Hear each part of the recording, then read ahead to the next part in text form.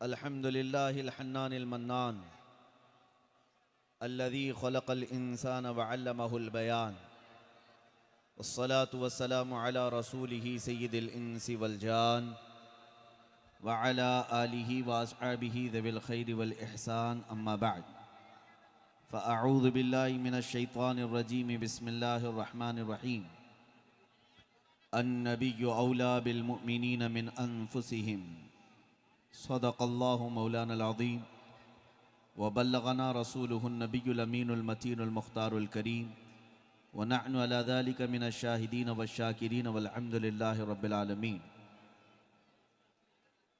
बारगाह रिसालत मुआब सल्लल्लाहु अलैहि वसल्लम में दुरूद पाक का हदिया पेश करें।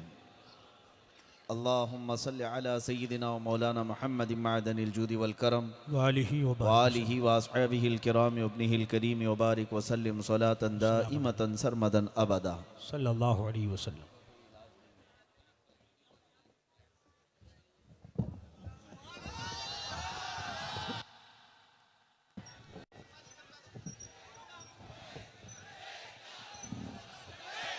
लब्बैक लब्बैक लब्बैक लब्बैक लब्बैक लब्बैक लब्बैक लब्बैक लब्बैक लब्बैक लब्बैक या रसूल अल्लाह, लब्बैक लब्बैक लब्बैक या रसूल अल्लाह।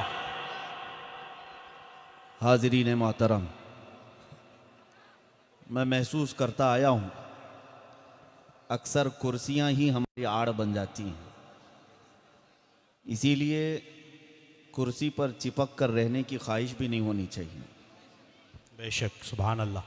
हमारे असलाफ ने हमें बताया है, चाहे वो पार्लियामेंट की कुर्सी हो, चाहे हुकूमत की कुर्सी हो, क्या बात, बेशक। मोमिन कभी उसके लिए नहीं मरता, इसलिए कि उसके पास आयतल कुर्सी हुआ करती। सुभान अल्लाह, सुभान अल्लाह। आज बड़े लंबे चौड़े तारुफ आपके सामने हमारे पेश किए गए हैं और नाज़िम इजलास के अलावा उलमा ने मोहब्बतों के नजराने यहाँ पर पेश किए और मेरे लिए बहुत भारी अल्फाज इन्होंने इस्तेमाल किए जिसका मैं अहल नहीं। मैं अपना तारुफ खुद कराता हूँ। मेरा इंट्रोडक्शन तो मैं सिर्फ इतनी बात से करता हूँ, या रसूल अल्लाह तेरे इश्क की बदौलत मुझे ज़िंदगी मिली है। क्या बात, बेशक बेशक, वाह वाह। तेरे इश्क की बदौलत मुझे ज़िंदगी मिली है, मेरी बात बन गई है तेरी बात करते करते। क्या कहने, वाह वाह वाह वाह। या रसूल अल्लाह मेरी बात बन गई है तेरी बात करते करते। और एक मैसेज हर जलसे में मैं दे करके जाता हूँ, हर नौजवान, हर मोमिन आज ये वादा कर ले, है जो जिंदगानी बाकी ये इरादा कर लिया है जो जिंदगानी बाकी ये इरादा कर लिया है, तेरे मुनकिरों से आका मैं मरूंगा लड़ते लड़ते। वाह वाह या रसूल अल्लाह, वाह वाह, सुभान तेरे अल्लाह। मुनकिरों से आका मैं मरूंगा लड़ते लड़ते। अजीज़ा ने गिरामी वक़ार, इस कैथून की सरजमीन से मेरा आबाई ताल्लुक़ है। अगरचे आप पहली मर्तबा इस भरे इजलास में मुझे देख रहे हों, मगर इस सरजमीन से मेरा बहुत पुराना ताल्लुक़ है। काश मेरे वालिद गिरामी तिलमीज़ हुज़ूर हाफिज़ मिल्लत अल्लामा मोहम्मद इब्न हसन रहिमहुल्लाह बाहयात होते तो मुझे कैथून की सरजमीन पर बैठा हुआ देखकर उनकी आंखें छलक पड़ती, क्योंकि इन गलियों में मेरे वालिद गिरामी की तालीम हुई है, कैथून की सरजमीन पर। और वो इस सरजमीन से इश्क की हद तक प्यार करते थे। मैंने बचपन से नाम तो सुना था लेकिन देखा नहीं था। हम साउथ में रहते, कर्नाटक में, लेकिन कैथून का नाम अक्सर मेरे घर में आया करता था। शायद हो सकता है बच्चे नहीं जानते हों, लेकिन बड़ी उम्र के सारे हजरात जानते हैं। कैथून की सरजमीन पर एक मर्द कलंदर, मुजाहिद दौरां मेमार मिल्लत अल्लामा तकीउद्दीन अहमद मलिबारी रहमतुल्लाह, सुभान अल्लाह, सुभान अल्लाह। जो मेरे वालिद गिरामी के मुरब्बी और उस्ताद भी थे। मेरे वालिद जब 13 साल की उम्र के थे, उनको अपने हाथों से पकड़कर यहाँ कैथून की सरजमीन पर लाए। अल्लाह या रसूल अल्लाह, जिंदाबाद, जिंदाबाद या रसूल अल्लाह। किसी और मौके पर मैं हुजूर में हमारे मिल्लत के मुतालिक पूरी सवाने अर्ज़ करूँगा, लेकिन बात शुरू हो रही है इसलिए मैंने ज़िक्र कर दिया कि मेरा और आपका कैसा ताल्लुक़ है। उस मुजाहिद दौरा मर्द कलंदर में हमारे मिल्लत ने केरला की सरज़मीन को तर्क किया और राजस्थान के इस इलाके में तशरीफ़ लाए, जबकि मैंने मोतमद और मुस्तनद उलमा से यह सुना है कि मेमार मिल्लत अल्लामा तकीउद्दीन अहमद मलिबारी रहमतुल्लाह ताला अलैह जब कैथून तशरीफ़ ला रहे थे तो आपने ये इरशाद फरमाया था, मुझे गरीब नवाज ने यहाँ जाने का हुक्म दिया। सुभान अल्लाह, सुभान अल्लाह। मुझे सरकार गरीब नवाज ने यहाँ आने का हुक्म दिया है। तो जो सरकार गरीब नवाज के हुक्म से कैथून तशरीफ़ लाए तो जाहिर सी बात है इस इलाके में कुछ न कुछ ऐसी ज़रखेज़ी होगी। अल्लाह करीम इस वादी को, इस बस्ती को हमेशा शादो आबाद रखे। आमीन। यह औलिया की कदर करने वाली आबादी है, उलमा की मोहब्बत करने वाली आबादी है, और अल्लाह करीम इसकी बरकतें इस वादी पर और इस बस्ती पर हमेशा बरसाता रहे। मेरे अजीज़ों, मैं अपने उन्वान पर आता हूँ। आज वैसे उर्स की तकरीब है, जिनकी छाँव में हम बैठे हुए हैं महबूबुल औलिया के, लेकिन मैं एक बात लेकर के चलता हूँ। जितने भी औलिया कामिलीन इस रुए ज़मीन पर हैं, सब वो मेरे मुस्तफ़ा के वज़ीर हैं। बादशाह तो सिर्फ मदीने वाले की ज़ात है, शहीनशाह तो मेरा आका व मौला मुहम्मदुर रसूलुल्लाह सल्लल्लाहु अलैहि वसल्लम है। बे उनके वास्ते खुदा कुछ अता करे, हाशा गलत गलत ये हवस बेबसर की है। आला हजरत तो फरमाते हैं, ज़िक्र खुदा जो उनसे जुदा चाहो नजदियो, वल्लाह ज़िक्र हक नहीं कुंजी सकर की है। अगर कोई मेरे मुस्तफ़ा को छोड़कर ये समझे कि मैं अल्लाह का जिक्र करके बहुत बुलंदी तक पहुंच जाऊंगा, इमाम अहले सुन्नत फरमाते हैं, यह जिक्र हक नहीं, दोज़ख की चाबी है। बखुदा खुदा का यही है दर, नहीं और कोई मफर मकर। आला हज़रत फरमाते हैं, कसम खुदा की, रसूलुल्लाह का दरवाज़ा ही अल्लाह का दरबार है, और इनको छोड़ोगे तो न भागने की जगह है न ठहरने की जगह है, नहीं और कोई मफर मकर। जो वहां से हो यहीं आके हो, जो यहां नहीं तो वहां नहीं। इस बात को समझ करके चलो। इकबाल ने कहा है, आबरूए मां ज़नामे मुस्तफ़ास्त, हम सब की इज्जत व आबरू मुस्तफ़ा करीम के नाम से वाबस्ता है। अगर रसूलुल्लाह का नाम, उनकी इज्जत सलामत है तो सबकी इज्जत सलामत है, और अगर उस नाम पर कोई हमले होने लग जाएं तो हमारी इज्जतें भी महफूज नहीं रहेंगी। इसीलिए मेरे अजीज़ों, मुसलमानों को यह समझना चाहिए, उनकी ज़िंदगी का सबसे सेंसिटिव मसला, सबसे हसास मसला नबी पाक सल्लल्लाहु अलैहि वसल्लम की इज्जत की हिफाजत है। बेशक। सहाबा कराम रिदवानुल्लाह ताला अलैहिम अजमईन अपनी जान दे देते, मगर मेरे मुस्तफ़ा के नाम पर कोई आंच आने नहीं देते। बेशक बेशक। क्योंकि उन्हें पता था जिंदगी हुजूर के नाम से वाबस्ता है। अगर वो नाम पाक की हिफाजत की जाए तो मौला यहां भी सुरखरुई देता है, आखिरत में भी इज्जत है। इस माइक का इको बंद कर दो, बंद कर दो। हाँ, मैं नात खा नहीं। हाँ। मेरे अजीजों, इस बात को समझ करके चलो कि अगर रसूल करीम सल्लल्लाहु ताला अलैहि वसल्लम के नाम पाक की हिफाजत एक बच्चा भी करता है तो मौला उसे बुलंदियां अता करता है।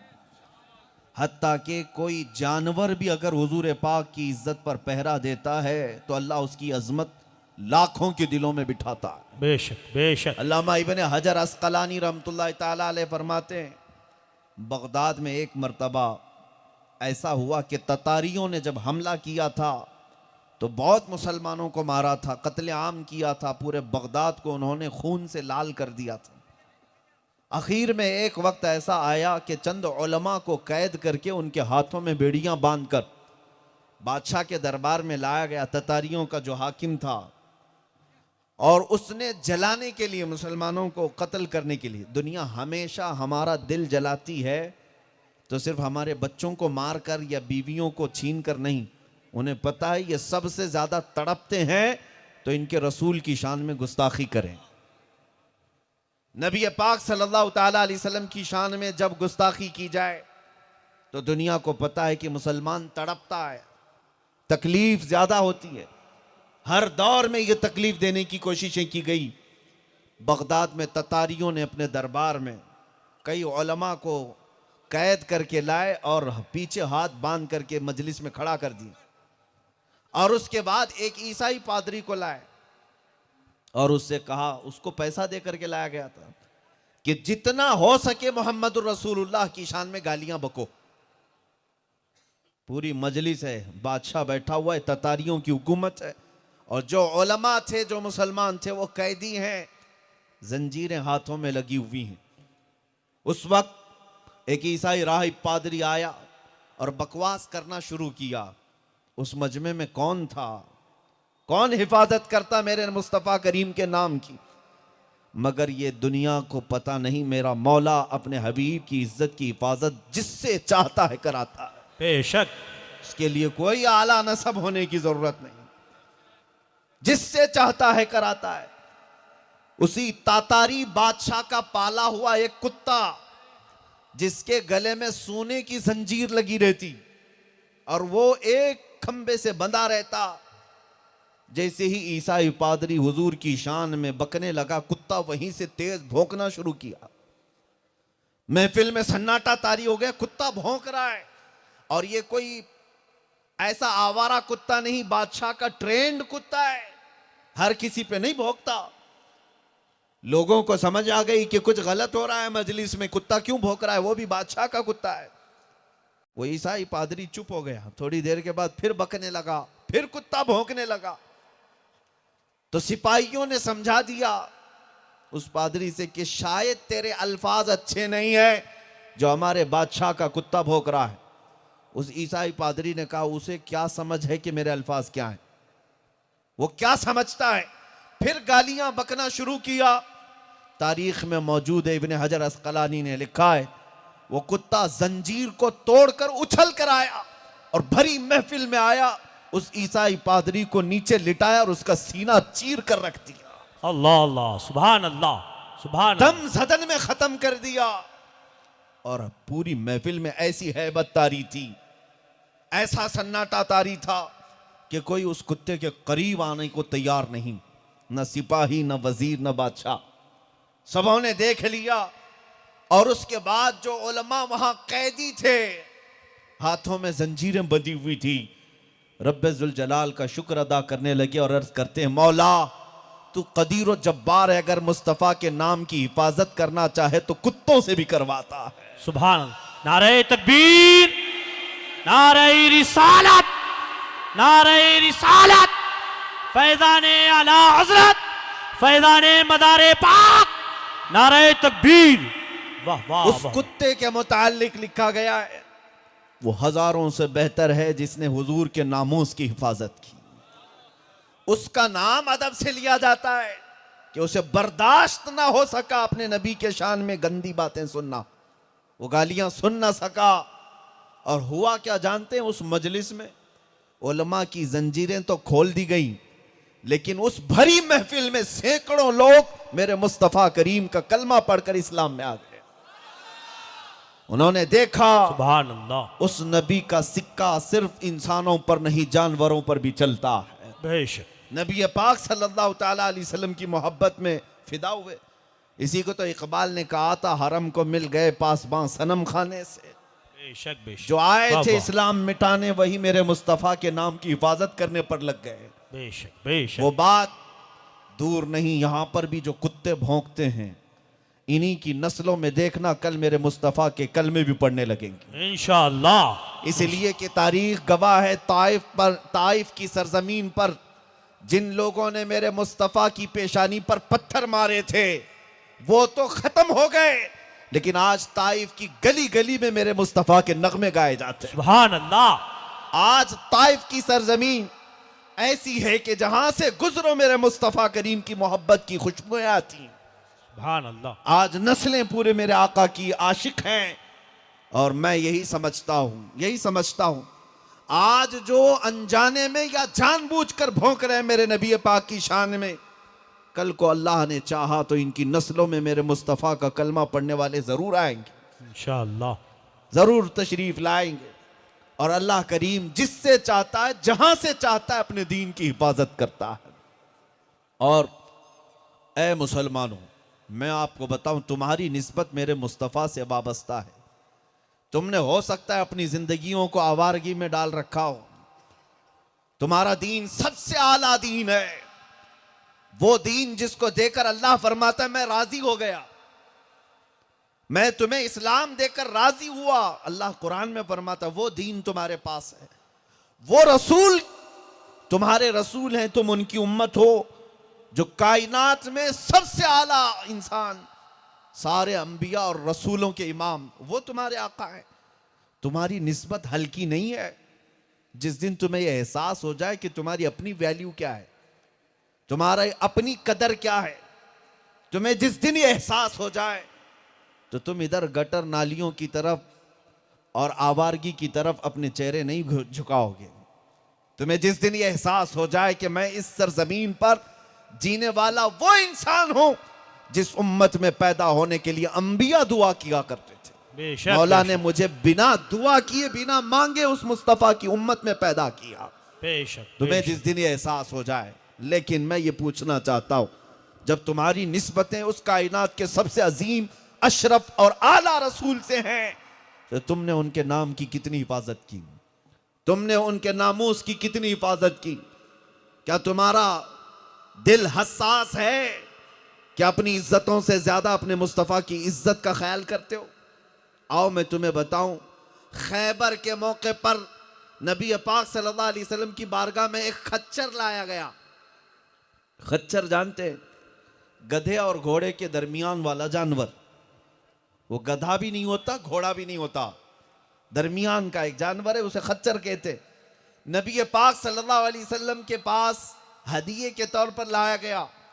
जब वो खच्चर आया, हुजूर उससे बातें करने लगे। जानवर कुछ बात कर रहा है और हुजूर समात कर रहे हैं और मुस्कुरा रहे हैं। वो हर आलम की रहमत है, वो हर इंसान के साथ साथ हर हैवान के लिए भी रहमत है, सबके रसूल हैं। सहाबा ने पूछा, या रसूल अल्लाह, ये खच्चर आपसे क्या कह रहा है? सुनो है मुसलमानों, तवज्जो से, नामूसे रिसालत की हिफाजत किसे कहते हैं? वो खच्चर क्या कह रहा था रसूल पाक सल्लल्लाहु अलैहि वसल्लम से?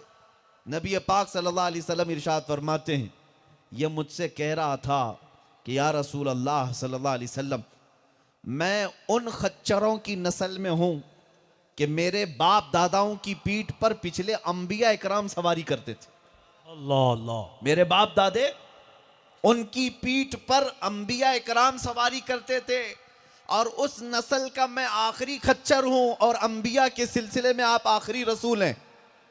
ये कौन कह रहा है? खच्चर, जानवर कह रहा है। यानी हुजूर को खातमुन नबीन मानने का अकीदा तो खच्चरों का भी है। वाह वाह। और वो कहता है, या रसूल अल्लाह, मैं एक यहूदी के कब्जे में था, उसका मालिक यहूदी था। वो खच्चर कहता है, या रसूल अल्लाह सल्लल्लाहु अलैहि वसल्लम, जब तक मैं उस यहूदी की मिल्कियत में था, उसके कब्जे में था, मुझसे काम जितना कराता मैं सब काम करता, लेकिन पीठ पे कभी बैठने नहीं देता। अपने ही मालिक को कभी पीठ पे बैठने नहीं देता। ये खच्चर खुद कह रहा है, जब वो बैठने की कोशिश करता मैं उसे गिरा देता था, नहीं बैठने दिया, कभी नहीं बैठने दिया। नबी पाक सल्लल्लाहु अलैहि वसल्लम ने उस खच्चर से पूछा, तू ऐसा क्यों करता था? वो खच्चर कहता है, क्योंकि मेरे बाप दादाओं ने मुझे बताया था कि तेरी पीठ पर सैयदुल अंबिया सवारी करेंगे। सुभान अल्लाह, सुभान अल्लाह। रसूलों के सरदार तेरी पीठ पर सवारी करेंगे, मुझे मेरी मां ने बताया था। खच्चरों को इतना इल्म पहले से दिया गया है। इन जालिमों को क्या कहें जो कहते हैं मेरे नबी को पीठ पीछे की खबर नहीं। माज़अल्लाह। हदीस से तो यह मिलता है कि खच्चर को इतना इल्म है कि उसकी पीठ पर कौन सवारी करेगा यह पहले से बताया गया है। और वो खच्चर कहता है, जब से मुझे ये बताया गया कि मेरी पीठ पर सैयदुल अंबिया सवारी करेंगे, मैंने कभी की किसी यहूदी को अपनी पीठ पर बैठने नहीं दिया। सुभान अल्लाह। मैं हमेशा अपनी पीठ की हिफाजत करता रहा कि इस पीठ पर अगर कोई सवार होगा तो सिर्फ आपकी जात होगी। ये कौन कह रहा है? एक जानवर कह रहा है, एक खच्चर कह रहा है। नबी पाक सल्लल्लाहु अलैहि वसल्लम ने उसे अपने हदिये में कबूल फरमाया और जिंदगी भर उसकी सवारी करते रहे। उस खच्चर का नाम याफूर है। ये तज़किरा मैं क्यों कह रहा हूं? जब मुहद्दिसीन या उलमा उस खच्चर का जिक्र करते हैं तो गधा, खच्चर या घोड़ा या जानवर नहीं कहते, हजरत याफूर कहते हैं। वाह वाह वाह। हजरत याफूर कहते हैं, या रसूल अल्लाह, तेरी निस्बतों ने मुझे मुमताज किया। क्या कहने, बेशक। उस खच्चर का हाल ये था कि जब हुजूर मस्जिद नबवी में बैठे होते, किसी साहब को बुलाना होता तो हुजूर खुद कहते, याफूर जाओ उस्मान को बुला लाओ, अल्लाह। याफूर जाओ अब्दुल्ला इब्न मसूद को बुला लाओ, वाह। याफूर जाओ अबू बकर सिद्दीक को बुला लाओ। साहबा कहते हुजूर के हुक्म पर वो उसी सहाबी के घर जाता, हाय हाय। दरवाजे को अपने सर से दस्तक देता। सहाबी बाहर आते, देखते याफूर आया है, रसूलुल्लाह का खच्चर है। जैसे ही देखते वो समझ जाते कि मेरे मुस्तफ़ा का बुलावा आया है। सुभान अल्लाह। जिंदगी भर मेरे करीम आका सल्लल्लाहु ताला अलैहि वसल्लम की गुलामी पर रहा। आखिरी बात अर्ज करता हूँ इस वाक़े की, जब नबी पाक सल्लल्लाहु ताला अलैहि वसल्लम का इंतकाल हुआ, विसाल जाहिरी हुआ, हदीसों की किताबों में मौजूद है कि उस खच्चर ने खाना पीना छोड़ दिया। अल्लाहु अकबर। कोई खाने पीने को हाथ तक नहीं लगाया या मुंह तक नहीं लगाया, यहां तक कि 3 दिन तक जिंदा रहा।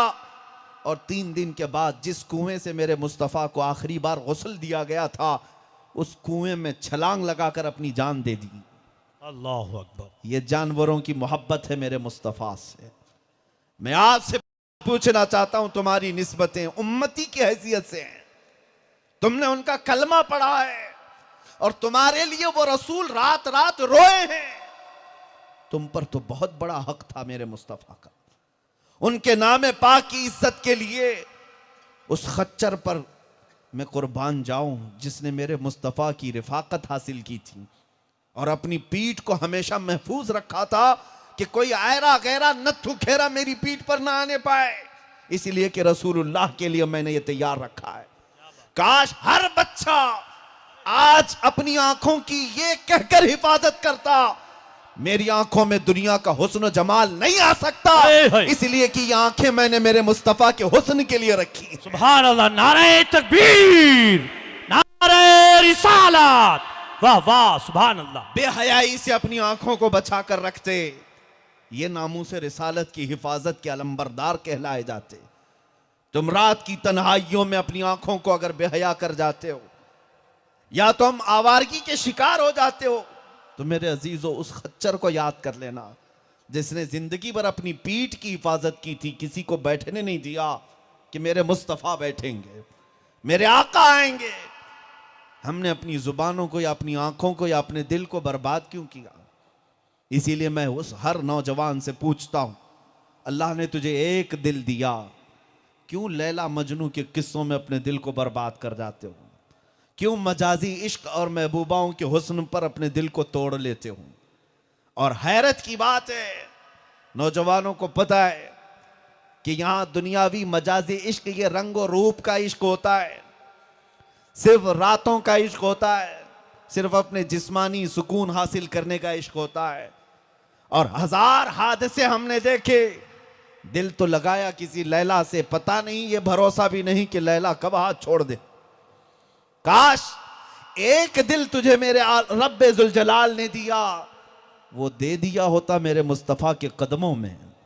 वो मेरे रसूल इतने गैरतमंद हैं कि ना तुझे दुनिया में कभी तन्हा छोड़ते, ना कब्र में, ना हशर में, बेशक बेशक, वाह, कभी वाह। तन्हा ना छोड़ते।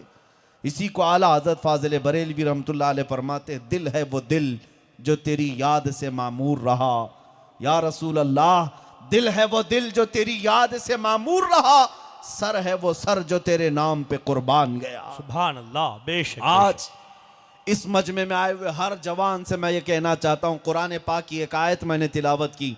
मौला करीम फरमाता है, अन्नबी औला बिल मुमिनीन मिन अनफुसिहिम, नबी मोमिनों से उनकी जान से ज्यादा करीब हैं। नबी मोमिनों से उनकी जान से ज्यादा हक रखते हैं। इसलिए हर मोमिन को यह चाहिए कि अपनी जान से ज्यादा मेरे मुस्तफ़ा के नाम की फिक्र करें।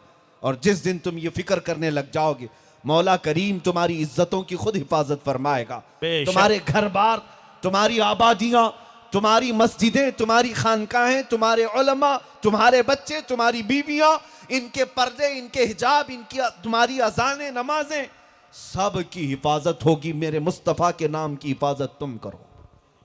इसी को इकबाल ने कहा था कि मोहम्मद से वफा तूने तो हम तेरे हैं, ये जहां चीज है क्या लाहो कलम तेरे हैं।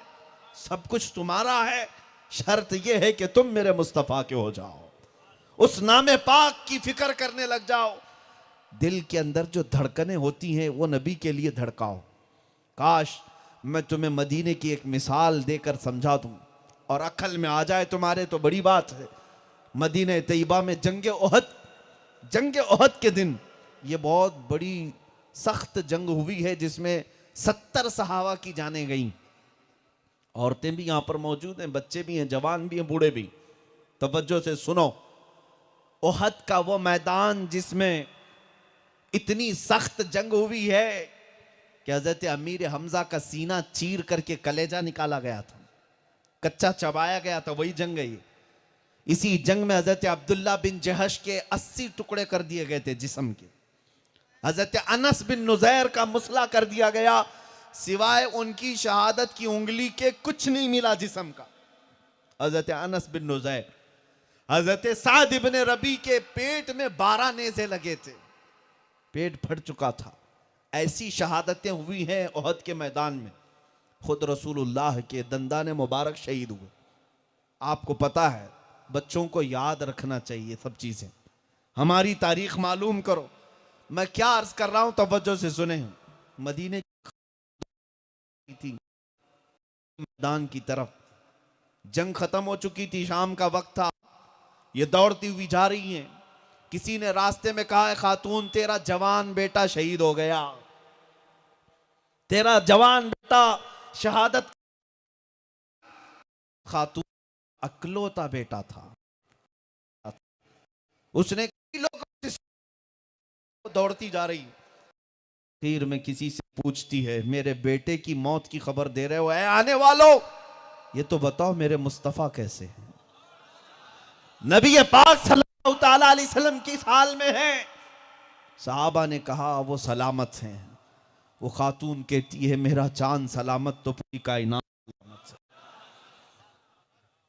आई मैदान ओहद में, और मैदान ओहद कर रसूल करीम सल्लल्लाहु तआला अलैहि वसल्लम की बारगाह में सबसे पहले हाजिर करती है, या रसूल अल्लाह, अगर आप इजाजत दें तो मैं अपने जवान बेटे की लाश देखूं।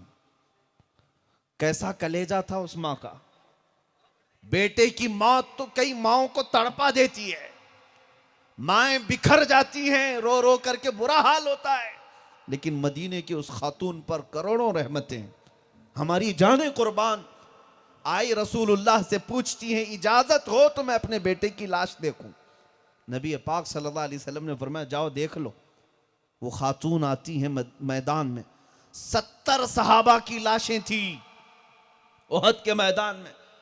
उसमें अपने जवान बेटे को ढूंढती है, मिल गया। तो जैसे ही बेटा मिला, ये नहीं कि मातम करना शुरू कर दे, चेहरा पीटना शुरू कर दे, बाल नोचना शुरू कर दे ना, अपने बेटे के चेहरे पर हाथ फेरती है और उसका जुब्बा उठा देती है, जिस्म से जुब्बा उठा दिया और पलटती अपने बेटे को। शायद बेटा, जवान बेटा 22-25 साल की उम्र का होगा, पलटती है और पीठ पर हाथ फेरती है बार बार और फिर सीधा लिटा करके सजदे में गिर जाती है और उठकर कहती है, मौला तेरा शुक्र है मेरे लाल को तूने अपने नबी की मोहब्बत में कबूल किया। मेरा जवान लाल तेरे हबीब की हिफाजत में गया। इतना कहती, वहां खड़े हुए जो सहाबा थे उन्होंने पूछा, ए बीबी ये क्या कर रही हो अपने बेटे की लाश के साथ? सुनो उस खातून के अल्फाज, कहती है, लोगों मैं बेवा औरत हूं, मेरा इस बेटे के अलावा कोई नहीं। जब उहद का बिगल बज गया था, नक्कारा बजने लगा जंग का, हर मदीने की हर औरत अपने बेटे को, अपने शोहर को सजा कर भेज रही थी नबी पाक की मोहब्बत में। मेरे पास इस जवान के अलावा कोई नहीं था, मैंने इसको सजाया और कहा, जा बेटे मैंने इसी दिन के लिए तुझे दूध पिलाया था। आज रसूल पाक की इज्जत की बात है। मुशरिकीन अगर मदीने पर हमलावर हैं तो जा हुजूर पाक की हिमायत में खड़ा रहना। मेरा बेटा तैयार होकर घर से निकल रहा था, उस वक्त मैंने अपने बेटे को एक वसीयत की थी। सुनो, कान खोलकर सुने। मैंने अपने बेटे को जाने से पहले एक वसीयत की थी। कहा, बेटा जंग के हालात बोले नहीं जाते, कभी अगर जंग सख्त हो गई, भारी पड़ गए दुश्मन, तो कसम देती हूं तुझे, अगर मेरे नबी को छोड़कर भागते हुए पीठ के पीछे से जख्म खाकर मरा तो मैं दूध भी माफ नहीं करूंगी। अगर मैदान छोड़कर भागते हुए पीठ पीछे से जख्म खाकर मरा तो मैं दूध माफ नहीं करूंगी। मैंने ये अपने जवान शहजादे को कहा था जाने के वक्त, और फिर मुझे खबर मिली कि आज की जंग बड़ी सख्त हो गई, कुफार और मुशरिकीन हावी हो गए और बहुत ज्यादा सख्तियां पेश आई, तो मुझे फिक्र होने लगी कि कहीं इस जंग के मैदान में मेरा बेटा भाग तो नहीं गया, नबी पाक को छोड़कर कहीं भागा तो नहीं। मैं दौड़ती हुई आई, जब मुझे पता चला कि मेरा बेटा शहीद हो गया, फिक्र इस बात की थी कि कैसे मरा ये देख लूं। मैदान में आकर मैंने अपने बेटे के जुब्बे को उठाया पहले और पलट करके उसकी पीठ पर जो हाथ फेरा, यही देखने के लिए कि कहीं भागते हुए पीठ पीछे से जख्म खाकर तो नहीं मरा। मैंने पूरा हाथ फेर कर देखा, इसके पीठ पर एक भी तीर का निशान नहीं है। मेरा बेटा जितने तीर खाया है सब सीने पर खाकर शहीद हुआ है। नारे तकबीर, नारे रिसालत, उलमाए अहले सुन्नत। और कहती है, जब मुझे लगा मेरा बेटा सारे जख्म सीने पर खाकर शहीद हुआ है, मैं सजदे में गिर गई और शुक्र बजा लाई कि मौला तूने मेरे लाल को अपने मुस्तफ़ा की मोहब्बत में कबूल किया। वो माएँ थीं, अकलौते बेटों को भी मेरे नबी के नाम पर पालती थी, वो उन्हें दूध भी पिलाती थी, इश्क मुस्तफ़ा के साथ पिलाती। आज मैं यही नसीहत करने आया हूं, ऐ मेरे अजीजों, दुनिया चाहे जितनी रंगीन हो जाए, दुनिया का हाल वही है जो इमाम अहले सुन्नत ने फरमाया, शहद दिखाए जहर पिलाए, कातिल डायन शोहर कुछ, इस मुर्दार पे क्या ललचाए, दुनिया देखी भाली है। सुना जंगल रात अंधेरी छाई बदली काली है, सोने वालों जागते रहियो चोरों की रखवाली है। आंख से काजल साफ चुरा लें, या वो चोर बला के हैं, तेरी गठरी ताकी है और तूने नींद निकाली है। वो तो निहायत सस्ता सौदा बेच रहे हैं जन्नत का, हम मुफलिस क्या मोल चुकाएं, अपना हाथ ही खाली है। अजीजा ने गिरामे वक़ार, आज की नसीहत में सिर्फ यही कहना चाहता हूं, दुनिया अगर अपने माल की तरफ तुम्हें बुलाती है, हुस्न शबाब की तरफ बुलाती है, इसलिए कि हर नौजवान के भटकने के दो ही चांसेस होते हैं, ज्यादा तौर पर दो सबब। सबसे ज्यादा हर जमाने में तुम्हें गिरफ्तार किया गया है दुनिया के रंगीनियों में तो दो जरियों से, एक दौलत, दूसरे औरत। एक दौलत, दूसरे औरत, इन दो चीजों के जरिए से हर एक का ईमान खरीदने की कोशिश करती है दुनिया। आज क्या आप नहीं देखते, ये टेलीविजन पर, ये पर्दे सीमी पर बड़े बड़ी नंगी तस्वीरें जो तुम्हारे सामने लाई जाती हैं, क्यों, किस लिए लाई जाती हैं? औरतों को भी अकल आ जाए। अगर औरतें ये समझती हैं कि जितना नंगा होना ये फैशन है, नहीं, ये कोई तुम्हारी आजादी के मुतलाशी नहीं है, ये सिर्फ और सिर्फ जिस्मों की हवस के पुजारी हैं। सिर्फ और सिर्फ औरत को अपनी हवस मिटाने की मशीन समझती है दुनिया। काश हमारी बच्चियां समझ जाएं, काश हमारी बहनें समझ जाएं। तुम्हारे पर्दे में जितनी इज्जत है, कसम रब्बे जुल जलाल की, किसी अधूरे कपड़ों में कभी इज्जत नहीं मिल सकती। दुनिया अगरचे उसे स्टार कहती हो, लेकिन कल क़यामत को देखना, कल क़यामत को देखना। मेरे हबीब पाक सल्लल्लाहु तआला अलैहि वसल्लम की हदीसों में मौजूद है, क़यामत के दिन भी फरिश्ता पुकारेगा, या अहल महशर गद्दू अबसारकुम फ़इन्न फ़ातिमत बिन्त मुहम्मदिन तमुर्रु इलल जन्नह। क़यामत के दिन फरिश्ता पुकारेगा, ऐ महशर में मौजूद लोगों, अपनी आंखें नीची कर लो, इसलिए कि मोहम्मदुर रसूलुल्लाह की बेटी फातिमतुज़ ज़हरा 70,000 औरतों की झुरमट में जन्नत की तरफ जा रही है। वहां पर भी नजर उठाने की जुर्रत नहीं होगी किसी को। इज्जत उसे कहते हैं, इज्जत उसे कहते हैं। और आज हमारी बच्चियों के सरों से दुपट्टा खींचकर दुनिया इन्हें नंगा करके उन्हें यह बावर कराने की कोशिश करती है कि हम तुम्हें आजादी दे रहे हैं। आजादी नहीं, ये जंगल की तरफ ले जा रहे हैं, जहां हर कोई तुम्हारे जिस्मों को कुत्तों की तरह देखता है। इसके अलावा इस दुनिया में कुछ नहीं।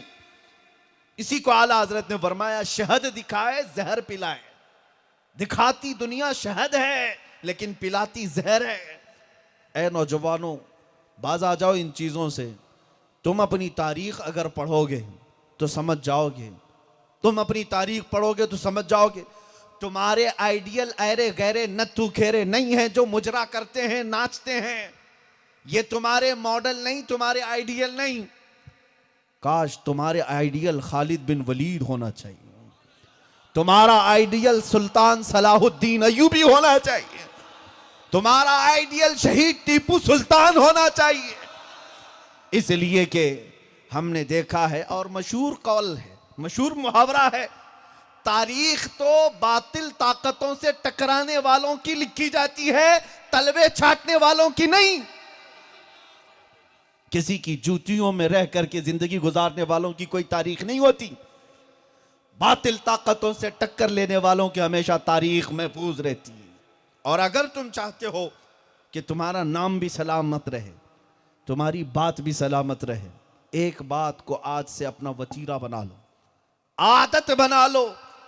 इसलिए कि हमने तजुर्बे के साथ देखा है, उस रसूल पाक की बात करो, हर दिल पे राज करो, उनकी बात करो और हर दिल पे राज करो।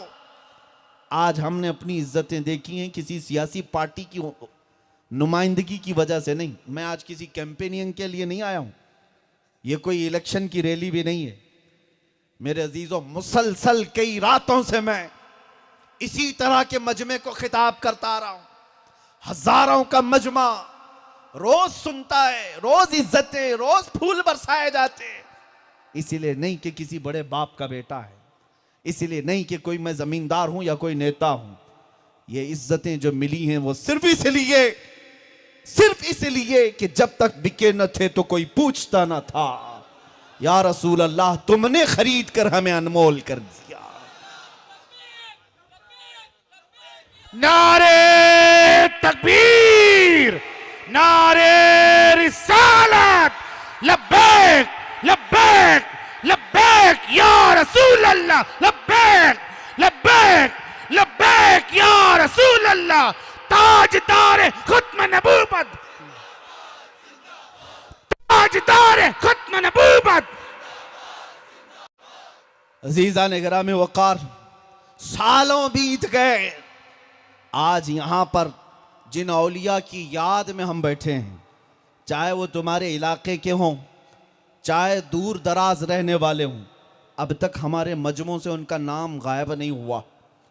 आप देखें, यहां पर कुर्सियां जो गरीबों का खून चूस करके लगाई जाती हैं, 5 साल बार बार झूठ बोल बोल करके लगाई जाती हैं, इन कुर्सियों के पैर कब हिलते हैं तुम्हें अंदाजा है? थोड़े ही दिनों के बाद ना इनका नाम रहता है, अरे पेपर के किसी कोने में भी नाम नहीं आता। कई ऐसे मंडलियों में बैठे हुए आज भी लोग हैं जो अपने ज़माने के दिग्गज कहलाते थे। 40-40 साल पार्टियों में जूतियां उठाते रहे, खिदमत करते रहे, बूढ़े हो गए तो दुनिया ने उन्हें साइड लगा दिया। अब तुम बड़े हो गए हो, 80 साल के हो गए हो, किनारे बैठो, अब दूसरे राज करेंगे। ये दुनिया में तख्त व ताज की मार पर यही होता है। लेकिन हम देख रहे हैं 800 साल से अजमेर की धरती पर जो कुर्सी है वो अब तक नहीं हिलती। नारे तकबीर, नारे रिसालत, उलमाए अहले सुन्नत, दमदार बेड़ा पार। वो शाह बदीउद्दीन जिंदा मदार रज़ियल्लाहु ताला अन्हु की बारगाह हो, दिलों पर राज करने वाली हुकूमत अल्लाह ने उन्हें अता की है। गरीब नवाज की हुकूमत हो, गौसे आजम की हुकूमत हो, अल्लाह ने उनको दिलों पर जारी फरमाया है और ये रहती दुनिया तक रहेंगी। मैं आपको बताऊं इनको क्यों हुकूमतें मिली हैं। ये मज़ारों में चले गए लेकिन हमारे दिलों पर राज करते हैं। हमारे बच्चों ने इन्हें देखा नहीं लेकिन गली गली में पुकार रहे दम मदार। कौन देखा है जिंदा शाहमदार को? नहीं देखा, लेकिन दिल वाबस्ता हो गया है। ये दिलों को किसने जोड़ रखा है? 600 साल गुजर गए, 800 साल गुजर गए। एक बात मैं आपको बता दूं, इन औलिया को जो इज्जतें दी गई हैं, आला हज़रत फरमाते हैं बेनिशानों का निशान मिटता नहीं, मिटते मिटते नाम हो ही जाएगा। उनके नाम की जब तक तुम हिफाजत करते रहोगे, मौला करीम तुम्हारी मौत के बाद भी तुम्हारे नाम को और तुम्हारे कलाम को हमेशा के लिए जिंदा करता। आज मैं आपको बताऊं, तुम अपनी जिंदगी चाहते हो, हुजूर ताजुश शरिया रहमतुल्लाह ताला अलैह फरमाते हैं तेरे दामन करम में जिसे नींद आ गई है, या रसूल अल्लाह तेरे दामन करम में जिसे नींद आ गई है वो फना ना होगी उसे जिंदगी मिली है। जो फना ना होगी उसे जिंदगी मिली है। जो मेरे मुस्तफ़ा की बात करता है अल्लाह उसका कलाम भी जिंदा रखता है और नाम भी जिंदा रखता है। आज जो भौंकने वाले कुत्ते हैं, ये मौसमी कीड़े हैं, आते हैं चले जाते हैं। इससे पहले भी आए, इससे बड़े बड़े भी, सड़े सड़े भी, लेकिन बाकी कोई नहीं रहा, बाकी कोई नहीं रहा। आप देखते रहना, आप देखते रहना इज्जत किसकी होती है। 100 साल के बाद मजमे से आज बरेली वाले इमाम अहले सुन्नत फाजिल बरेलवी को पुकारा जाता है। इश्क व मोहब्बत, इश्क व मोहब्बत किस लिए पुकारा जाता है? वो आला हजरत को इसलिए नहीं कि वो पठान थे, इसलिए पुकारा जाता है कि इश्क रसूल में फना थे, नबी पाक की बात किया करते थे। और वो अपनी जिंदगी में फख्र किस बात पर करते? वो यूं कहते उस गली का गधा हूं मैं जिसमें मांगते ताजदार फिरते हैं। उस गली का गधा हूं मैं जिसमें मांगते ताजदार फिरते हैं। रसूलुल्लाह के दरबार की गली का गधा होने पर जिसने फख्र किया, मौला उसे 100 साल के बाद भी हर मजमे में जिंदा रखा है। और एक हमने अपनी आंखों से देखा, अभी आंखों से देखा। साल भर पहले एक राफजी कुत्ता निकला और मेरे नबी पाक की शान में भौंकने लगा और ये कहा कि मैं मोहम्मद नामी एक दूसरी किताब लिखूंगा, कुरान की 26 आयतों को बदल दूंगा। और फिर हुआ ये कि खुद का नाम बदल लिया, धर्म भी बदल लिया और पता नहीं क्या क्या बदला। हाल ये हुआ कि बीवी बच्चे भी छूट गए और जिनके धोती में पनाह लेने गया था 4 महीनों से ज़्यादा पनाह नहीं मिली, वापस फिर भटकते हुए आए। अब हालत ये हो गई धोबी का कुत्ता, न घर का न घाट का। यही मुहावरा है ना, इधर से छोड़े उधर गए, उधर भी ना लिए, फिर कहीं के ना रहे। इसको आला हजरत फरमाते हैं या रसूल अल्लाह, जो तेरे दर से यार फिरते हैं, जो तेरे दर से यार फिरते हैं, दर बदर यूं ही खार फिरते हैं, दर बदर यूं ही खार फिरते हैं। जो नबी पाक सल्लल्लाहु ताला अलैहि वसल्लम को छोड़ करके चलते हैं, हर जगह ठोकर खाते और हर जगह जलील होते हैं। ये तो अभी दुनिया की शामत है, अभी आखिरत देखना बाकी है, आखिरत देखना बाकी है। इसलिए ऐ नौजवानों, मैं तुम्हें इस बात की तरफ लाना चाहता हूं, जो बची हुई जिंदगी है तुम्हारे पास, जो बची हुई सांसें हैं तुम्हारे पास, या अहद कर लो कि हम जिएंगे तो मेरे मुस्तफ़ा के तरीके पर जिएंगे। इसलिए कि हमारी जान भी उनके लिए, हमारा जिस्म भी उनके लिए। सहाबा जो कहते थे फिदा का अभी वो उम्मी या रसूल अल्लाह, ऐ अल्लाह के रसूल मेरे माँ बाप आप पर कुर्बान, तो यूं ही नहीं कहते, उन्होंने अपना सब कुछ कुर्बान किया था हुजूर पर। आज उसी जज्बे की जरूरत है, उस जज्बे की जरूरत है। आज जितने बुलंदी के साथ तुम मेरे मुस्तफ़ा के नाम पर नारा लगाते हो, जितनी बुलंदी के साथ नारा लगाते हो, क्या तुम ये अहद कर लेते हो कि मैंने दुनिया के लिए बहुत कुछ छोड़ा है, मेरे मुस्तफ़ा के लिए अब गुनाहों को छोड़ने की बात करूंगा। मैं इस मजमे से पूछता हूं, हर जगह पर हमारी आदत है, हो सकता है आपसे शायर हजरात ये पूछते हैं किसको किसको मदीना जाना है, सब हाथ उठा देते हैं। किसको किसको मक्का जाना है, सब हाथ उठा देते हैं। किसको जन्नत में जाना है, सब हाथ उठाते हैं, और हम हाथ नहीं उठवाते। मैं आपसे पूछता हूं, कौन कौन है जो मेरे मुस्तफ़ा की कदमों पे गर्दन देना चाहता है? हाथ मत उठाओ, इसलिए कि कभी झूठे ना पड़ जाओ। ये बहुत जिम्मेदारी की बात कर रहा हूं, इसलिए कि उठा हुआ हाथ हो सकता है किसी और से छुप जाए, मेरे मुस्तफ़ा से नहीं। वो जरूर देख रहे हैं, वो जरूर देख रहे हैं। मैं आपसे पूछा भी नहीं था मुकम्मल, लेकिन तुम्हारा हाथ उठ गया, क्योंकि मुझे पता है हमारे हर मोहल्ले का बच्चा बच्चा भी मेरे नबी पर कुर्बान होने को अपनी जिंदगी की मेराज समझता। हकीकत है या नहीं? दिल पर हाथ रख करके बताओ, मेरे नबी पर कुर्बान होने को हम शहादत समझते हैं कि नहीं? जान मेरे अजीजों, जान एक ही मिलती है, एक ही मिलती है, और वो नबी के कदमों पर फिदा करने को हम अपनी जिंदगी की मसरत और मेराज समझते हैं। मैं पूछता हूं, तुम्हारे अंदर इतनी हिम्मत है, इतने गट्स हैं कि तुम जान फिदा करने की बात करते हो, उससे पहले मेरे मुस्तफ़ा के नाम पर कुछ बुरी आदतें क्यों नहीं कुर्बान करते? कुछ बुरी ख्वाहिशें क्यों नहीं कुर्बान करते? मेरे मुस्तफ़ा को जो चीजें नहीं पसंद है अपनी जिंदगी से निकाल कर क्यों नहीं फेंक देते? जान देने की बात बाद की है, अपनी जिंदगी में जो फजूल चीजें लगी हुई हैं इन्हें निकाल कर फेंक तो दो पहले। रोजाना रात को सोने के वक्त गाने, उठने के वक्त गाने, तमाशे, ये तो मेरे मुस्तफ़ा के गुलामों के तर्ज नहीं हो सकते। कोई ताश के पत्तों पर, कोई शराब की बोतलों पर, कोई हराम कारियों पर अगर जिंदगी गुजार रहा है और फिर कहता है मैं अपने नबी पर जान भी दे दूंगा, मैं उससे पूछता हूं, चंद बुरी ख्वाहिशात को हुजूर पर कुर्बान कर दे, वक्त आएगा तेरी आंखें बंद होने से पहले मेरे मुस्तफ़ा को तू अपने सिराने के पास देखेगा।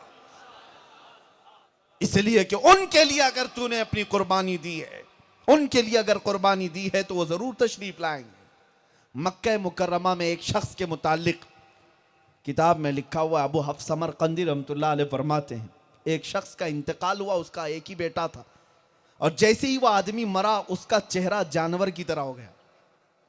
बेटा डर गया, चेहरा बदल गया है बाप का, अब क्या करे, लोगों को दिखाए तो कैसे? दरवाजा बंद कर दिया, रोने लगा। सोचा कि घर में ही गड़ा खोद कर अपने बाप को दफन कर दूंगा, बाहर जनाजा नहीं ले जाऊंगा, लोग देखेंगे तो क्या कहेंगे। रोता हुआ बैठा था, अचानक उसके घर का दरवाजा खुला, एक बुजुर्ग अंदर आए। किसी को उसने खबर नहीं की सिवाय अपने घर वालों के, सब दरवाजे बंद थे। एक बुजुर्ग आए और सीधे उस मैयत के पास गए, चेहरे से चादर हटाई, उसके चेहरे पर हाथ रखा, फिर चादर ढाक दी, और ये जो बेटा रो रहा था उस मैयत का, उसके पास आए, कहा क्यों रो रहा है? उसने कहा मैं तो जानता नहीं आप कैसे आ गए, क्या नहीं देख रहे मेरे बाप का चेहरा गधे की तरह हो गया, जानवर की तरह, लोगों को मैं कैसे बताऊं, जनाजा कैसे उठाऊं, इस गम में रो रहा हूं।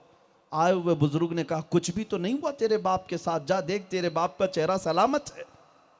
वो बेटा उठता है, जा करके दौड़ कर देखता है, चादर हटाया तो उसके बाप का चेहरा तो चांद की तरह चमक रहा था, हसीनो जमील है, कुछ नहीं हुआ। वो बुजुर्ग इतना कह करके घर से निकल रहे थे, दरवाजे तक पहुंचे थे, ये भागते हुए आया और उनका दामन पकड़ लिया और पूछा कि आप अल्लाह के फरिश्ते हैं, अल्लाह के वली हैं, कौन है जो इतनी बड़ी मेहरबानी मेरे घर पर की? मेरे बाप का चेहरा बदला था ये मुझे पता है, लेकिन आपकी बरकत से शायद अल्लाह ने फिर हुस्न जमाल दिया। आप कौन हैं? आए हुए बुजुर्ग पलट कर कहते हैं, अना मुहम्मदुन रसूलुल्लाह, मैं मोहम्मद अल्लाह का रसूल हूं। यह हुजूर के इंतकाल के 400 साल बाद की बात, हुजूर के विसाल के 400 साल बाद की बात लिखी गई है। तो उस बेटे ने गिड़गिड़ा करके पूछा कि या रसूल अल्लाह, मेरे बाप के साथ ऐसा क्यों हो गया? सुनो, नबी पाक ने फरमाया कि तेरे बाप का कोई ऐसा गुनाह था जिससे मौला नाराज था, और जब मौत हुई तो चेहरा बदल गया। लेकिन मैं जो तेरे घर पर आया वो सिर्फ एक वजह से, कि तेरे बाप की एक अच्छी आदत ये थी कि तेरा बाप उस वक्त तक बिस्तर पे सोता नहीं था जब तक 100 बार मुझ पर दुरूद नहीं पड़ता। जब तक 100 बार मुझ पर दुरूद नहीं भेजता ये नहीं सोता था। मेरी गैरत को यह गवारा नहीं कि जो रोज रात मुझे पुकारता है मैं उसे तन्हा छोड़ दूं।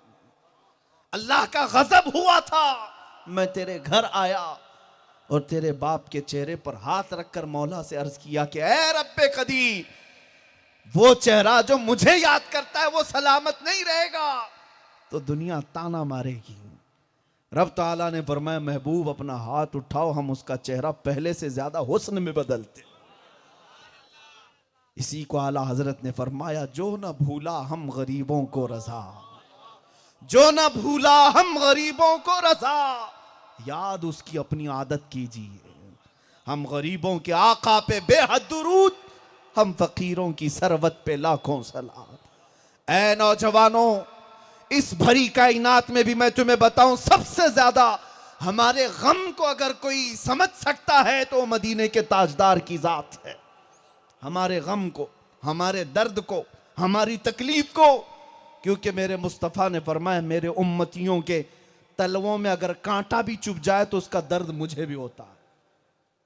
कौन है जो हमारा दर्द बर्दाश्त करता है? आज जितने मसीहा बनते हैं सब झूठे होते हैं, जितने तुम्हारे पास मदद के नाम पर आते हैं ये सब चॉकलेट पकड़ाने वाले लोग होते हैं, बस इसके अलावा कुछ नहीं। ये तो सिर्फ तुम्हारा इस्तेहसाल करते हैं। एक बड़े अधिकारी है, वो साहब मुझसे ठट्टा मारकर मजाक से कह रहे थे कि मौलाना तुम्हारी कौम को तो हम बहुत छोटी चीज में निपटा लेते हैं, छोटी चीजों में निपटा लेते हैं, इधर उधर 10-10 हमारे अतराफ घूमते ही रहते हैं आपके लड़के। क्या करते हैं? हम तो कभी उनका टोल माफ करा देते हैं, टोल में कह देते हैं कि भैया इसकी गाड़ी आए तो पैसा मत लेना, इतने ही पे ये पूरी जिंदगी हमारी गुलामी कर रहा है। ये हमको ताना मार करके कह रहे थे कि छोटी चीज में हम निपटा लेते हैं। ऐ नौजवानों, तुम्हारी जिंदगी ऐसी कैसी हो गई? दुनिया तुम्हारे साथ खेल रही है और तुम समझ नहीं पाते।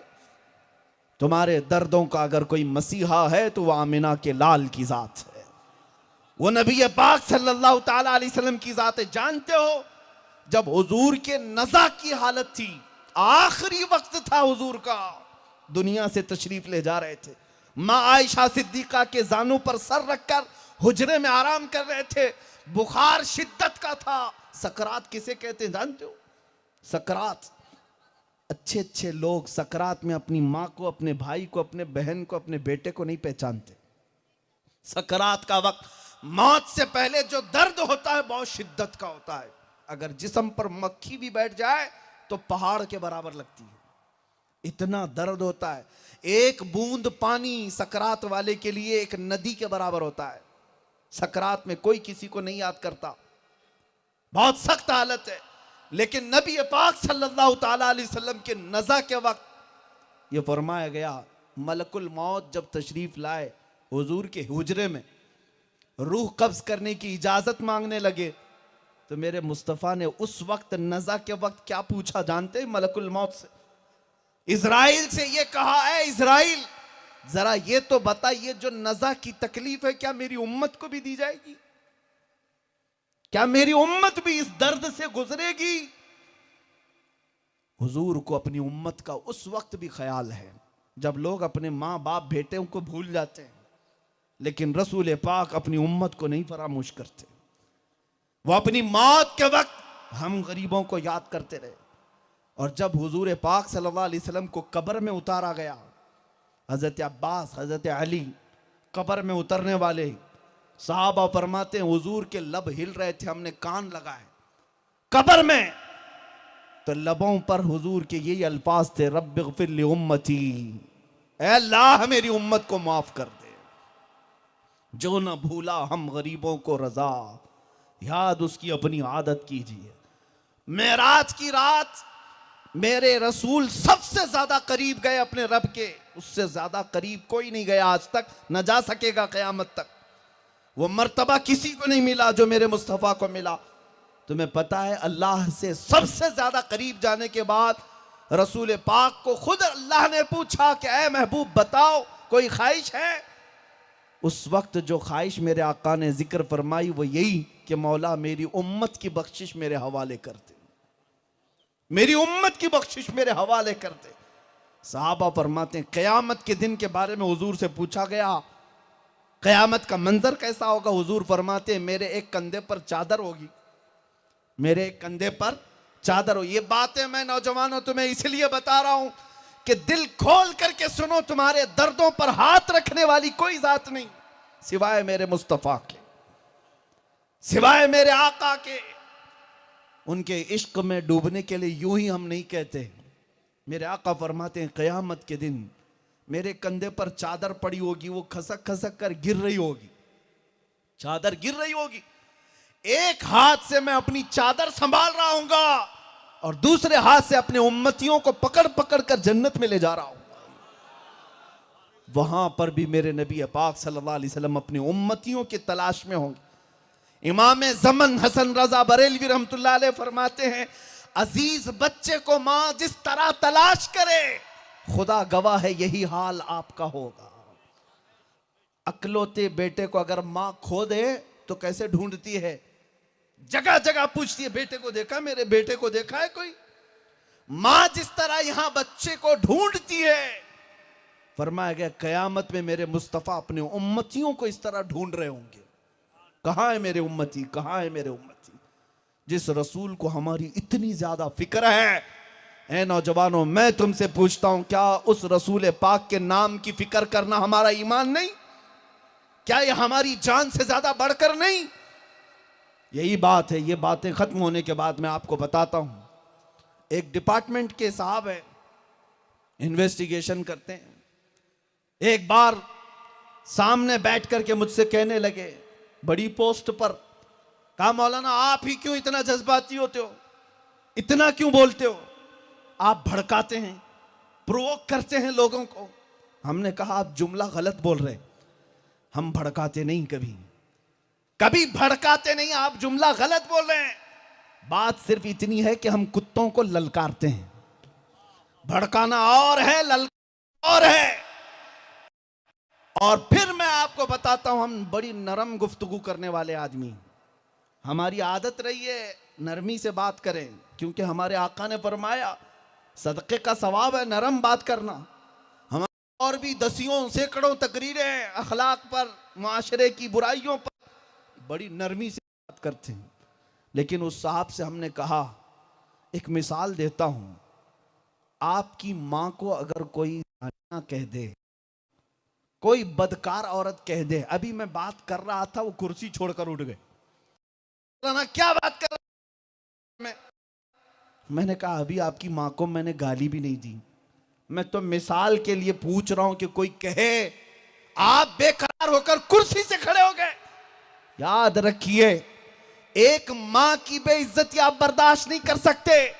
और अल्हम्दुलिल्लाह मुसलमान का अकीदा यह है करोड़ों माओं से ज्यादा वो अपने मुस्तफा से मोहब्बत करता है।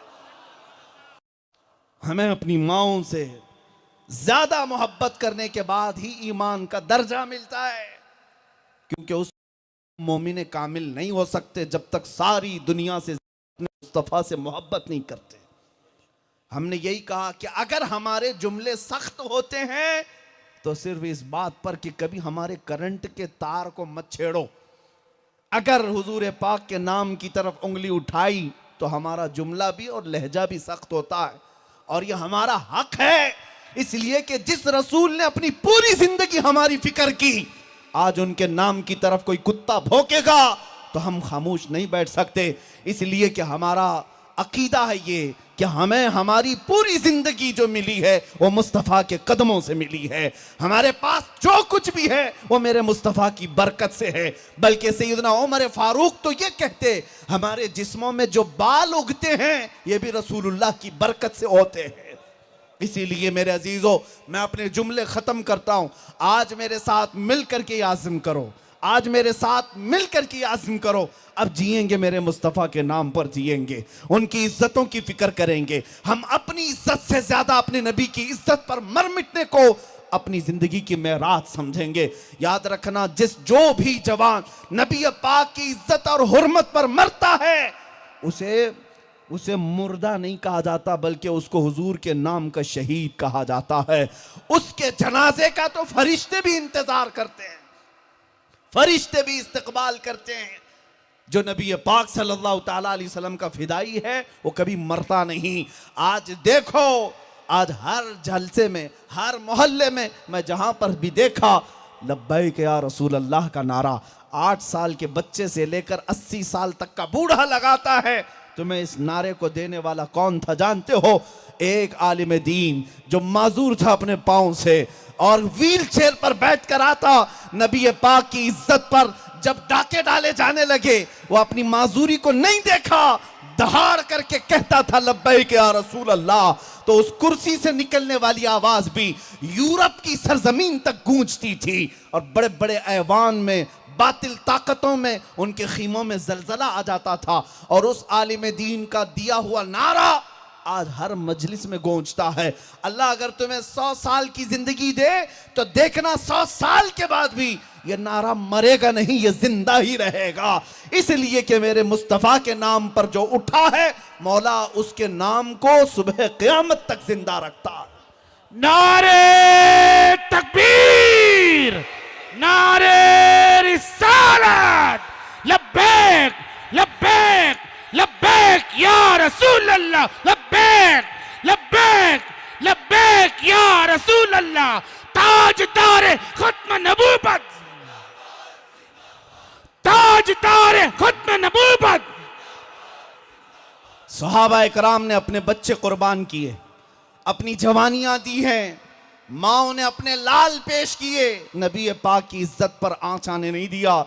बदर की सरजमीन पर 2 छोटे बच्चे भी गए थे जिन्होंने अबू जहल का खात्मा किया था।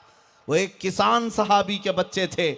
जानते हो, एक बच्चे का मोंढा कट गया, तलवार से एक काफिर ने कंधे पर मारा तो पूरा हाथ कट गया, लेकिन बगल की चमड़ी से लटकता रहा। बदर के मैदान में 13 साल का बच्चा, उसके बावजूद भी बाएं हाथ में तलवार लिए खड़ा था, हाथ लटकता रहा, उसकी परवाह नहीं की। जब हाथ ज्यादा लटकने लगा तो पैर में दबा करके अपना हाथ खींच के निकाल कर फेंक दिया।